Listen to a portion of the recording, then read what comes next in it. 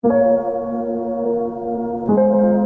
mabuting balita ngayon, makikita natin si Jesus na umiikot sa lahat ng bayan at nayon, nagtuturo sa mga sinagoga, nangangaral tungkol sa kaharian ng Diyos, at nagpapagaling sa lahat ng uri ng sakit at karamdaman. Ngunit ang pinakamagandang larawan dito ay ang puso ni Jesus, ang kanyang awa. Nakita niya ang mga tao na parang mga tupang walang pastol, pagod, lito, naghahanap ng direksyon at pag-asa. Mula sa habag na ito ay umusbong ang kanyang panawagan sa mga alagad, magdasal para sa mga manggagawa sa ani, at pagkatapos ay gawin silang mismong mga manggagawa ng Diyos. Ganito ang paraan ng Panginoon. Hindi siya tumitingin mula sa malayo. Hindi siya nananatili sa taas. Lumalapit siya sa buhay ng mga tao. Hinahaplos ang kanilang mga sugat at naririnig ang kanilang mga hinaing. Ngunit higit pa roon, hinahamon niya ang kanyang mga alagad na maging bahagi sa kanyang misyon. Ibinigay niya sa kanilang kapangyarihang magpagaling at magpalayas ng masasamang spiritu,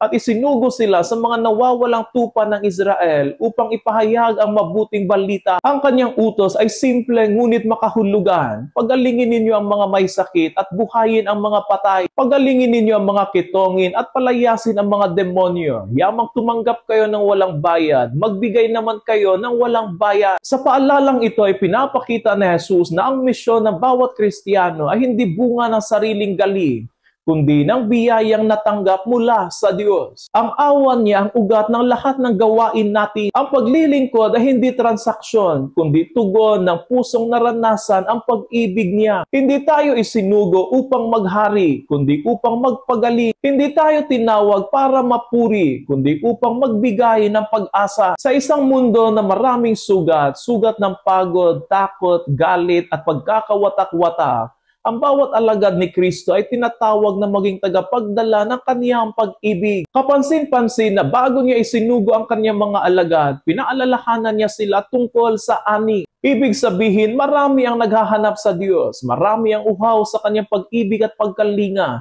marami ang pagod sa bigat ng mundo. Ngunit kakaunti ang handang tumugon. Kaya ngayon, tanungin natin ang ating mga sarili, paano tayo nagiging kabahagi ng awa ni Jesus? Sa pamilya, ako ba ay nagbibigay ginhawa o nagpapabiga? Sa trabaho o komunidad, ako ba ay nagpapagaling o nakakadagdag sa suga? Sa ating pananampalataya, tayo ba ay tumutulong maglapit ng tao kay Kristo? O nananatili lamang tayo sa ating mga sariling komportableng mundo? Ang misyon na hindi laging kailangan malaki o grande. Minsan, ang pinakauna at pinakamahalagang himala ay ang pagbabago ng ating sariling puso.